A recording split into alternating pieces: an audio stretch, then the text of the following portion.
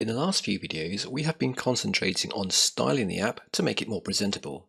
At the moment, the game doesn't really do anything apart from log a message to the console when we click on one of the circles.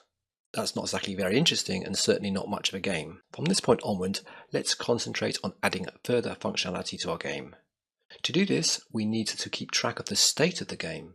So the things we might need to know is, for example, that the game has begun, whether the game is in progress, whether the game has finished, and what are the state of the circles. So the circle, for example, could be filled or not filled. So just to help demonstrate this, let's bring back our diagram that we've had earlier, which is this one here. So we have our 16 circles here, and at the beginning of the game, the circles are going to be empty. So we might, for example, want to signify them being empty by storing a value of 0 in each of these circles. So that would be effectively an initial state. Okay, now just pretend I've put zeros on all of these just to save time. Now our first player might come along and he or she will click on the first circle here. So we need to be able to know that that circle is being clicked on and then remember it's being clicked on, so we can then change the colour of the circle to maybe red or blue or whatever. So what we can do is we could change the 0 to the number of the player. So for example 1 for player 1 or 2 for player 2. So let's say that player 1 has clicked on the circle. Then what we'll do is we'll listen to the change of the state, and we're going to change the circle colour from maybe white to, let's say, red. And I'm just going to find a colour red here, like this. And then the player 2 might come along and click on the second circle. To signify a change of state on this circle, we're going to store the number 2 on this circle. And then that's going to pick up the change of state and it's going to change the colour to blue, for example. And so on and so forth. So how are we actually going to store these numbers? So the easiest way of storing these numbers is just a simple array. So I'm just going to put some text down here and say array. And we're going to have 16 elements in this array. Let's just make this text a little bit bigger because it's a bit small. Something like that. Okay. So what we can do to initialize this is we can say we want 16 zeros in our array. So 4, etc, etc, etc. I'm not going to bother typing out 16 zeros, but you get the idea. When the first circle is clicked on it, we will change the corresponding element of the array. So these first 4 zeros here will match up with the 4 circles at the top here. So this circle will be at position 0 in the array. This will be position 1, position 2, position 3, and then this will be position 4, 5, 6 and 7, etc. So if the player 1 clicks on the first circle here, we will change the first element of the array to 1. Player 2 clicks on the second circle, we will change the corresponding elements in the array to 2, for example, and so on and so forth. So if they click on the last position here, which is position 15 in our array, we'll change the corresponding number. So effectively 0 will represent a clear circle and 1 and 2 will represent the corresponding player. So that's exactly what we're going to do in our state here. But we also want to have some different type of state. We're also going to want to know when the game's in effectively an idle state. So we have no players and nobody's clicked on the circles. And then we also want to know when the game is in progress. So we can start displaying, for example, the current player. And then we want to know when the game is finished, which is when someone has managed to get a complete line or a diagonal in the game, which is effectively finishing that particular round of the game. So we have like 3 states of the game, and let's create some text here to show you that. So I'm going to have a state of maybe idle, and then we're going to have a state of maybe in progress, and one of maybe finished. So that's our 3 states for our game. And I'm not sure I've got an arrow here, but there we go. You get the idea. So how do we actually implement this? So we've already learned we need to create some state in the game. So what exactly is state? Well, state is just a representation of the components at a certain point of time. Now, how do we actually use the state in our components? Implementing state, we can use a hook that React provides out of the box. A hook is just a function that is available in React that allows us to tap into some functionality which is provided out of the box. There are a number of hooks that React provides, but the one that we will need to keep track of our game component state is called useState. So at the top here we say useState like this. Now if I just bring up the IntelliSense just for the moment by removing the word state, you can see that there are a number of hooks of which we are using just one of them. Now all the hooks in React start with this name use. So this is the standard name convention for all hooks set by the React authors, and this is the way of distinguishing between hook functions and normal functions. So now that we have brought useState into our game components, so we can use it to keep track of the game board. So to do so, we're going to go down to our functional components here, and we're going to say const game board equals useState. And then we need to actually specify the initial state of our game. Now we've already discussed that we're going to use an array here with a length of 16. So we're going to do array 16. And then what we're going to do is fill that array with a 0 for the initial state. Okay, so the 0 will represent that no player has yet clicked on any of the circles.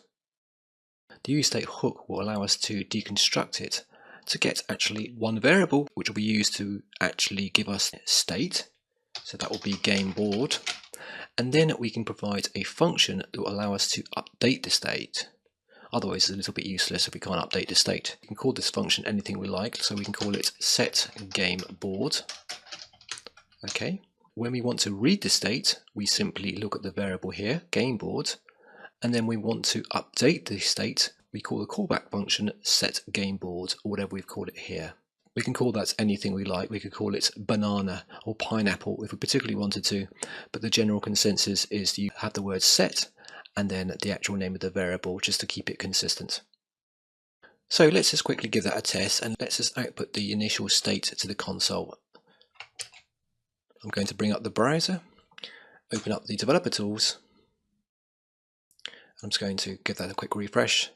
We can see that we have an initial state, which is an array of 16 elements, all with 0 in it. So that's great, okay? So what we're going to then do is we're going to aim to update this array when we click on the circles. So when I click on the first one, we wanted to update the first element here at position 0. Or if I want to click on, for example, the very last one here, which is position 15, don't forget it's going to be 0, 1, 2, 3, 4, 5, 6, 7, 8, 9, 10, 11, etc. So this is at position 15. We'll update the entry here with either a 1 or 2, depending on which player clicks it.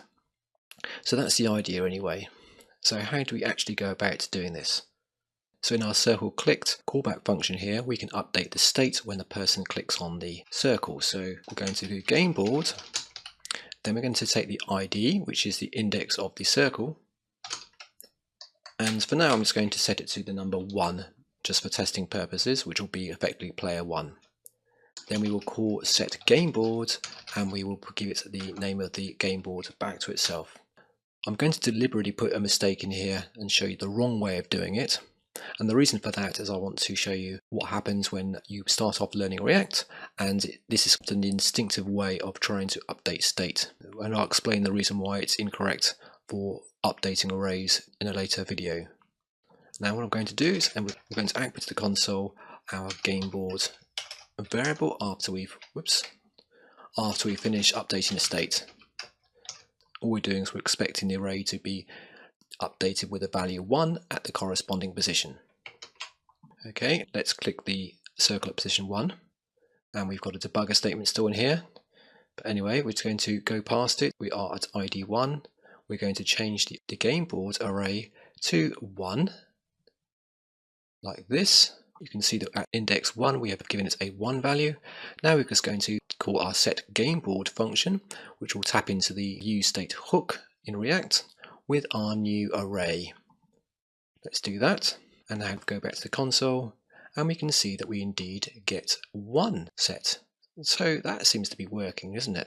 In order to test the clicking, I just need to copy this little function here and put it onto a few more of these circles. Otherwise we can only just click on the very first circle only, and that won't be very much fun. Let's do maybe 6 of these. Okay, so when we go to our browser, we get an array output with all the 16 zeros. Okay, now let's just click on the first circle, and we could see that we have indeed set the first elements to 1, which is great. Let's click on the second circle, and now we have a 1 at position 1 and 2. So that all seems to be working fine. What I'm going to do is I'm not actually going to give the reason why we shouldn't be updating the state in this way for an array, so that we can actually carry on and discover the problem a little bit further down the road. And the reason for that will become apparent soon. So what we want to do next is we want to update the colour of this circle to change when the player clicks on it. Now first of all, we've got some colours of blue and red, so that's not very useful. So what we want to do is effectively have some styles in here, so when the state is 0, we're going to make the circle effectively white with maybe some black outline around it. So we want to maybe go red for number 1 and then go blue for 2, the second player. So let's try and work out how to do that. So in our game circle, we've got a class name here. We've got game circle. At the moment, we'll change it to odd and even.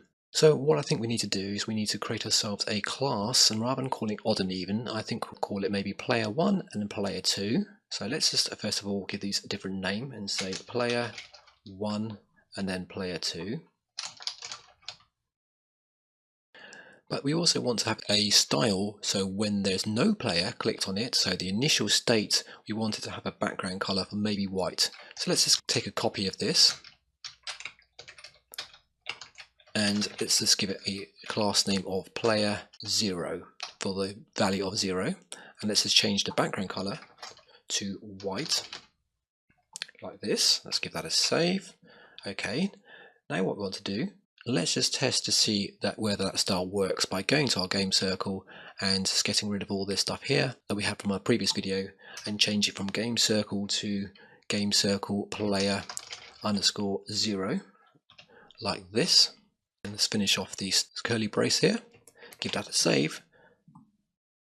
Okay, when we go to a web page, we have completely a blank page here. Now it's not actually blank, we do actually have our circles here, but they are white on white. So we're going to add a little style to basically give it an outline of a circle, perhaps in black or something. So let's do that now. So in our game circle class, we're going to actually give it a border. So let's do border, and let's say maybe 5 pixels, solid black.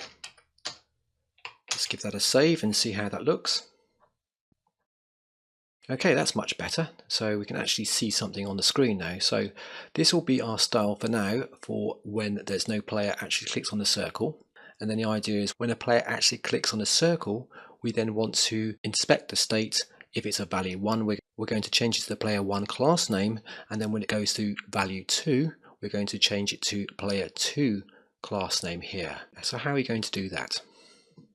So what we're going to try and do is in our game circle here, we've already got a JavaScript template here. We're going to accept a property of class name. Let's call it class name. We're going to simply pass the class name through to this component here. So we can do $class name. And then if we go to our game board, we're going to effectively pass through the class name on the game circle here. Okay, so on our game board components here, we can do something like this. We can say class name, and we're going to just set it for now for player underscore 1, and then we're going to change this one to class name player underscore 2, just to test whether that works. Just give that a save, and you can see that if that's the case, we indeed color our circles. That's not what we want to for real, because we want to actually change the color depending on the state value here. So with that, let's do that in the next video.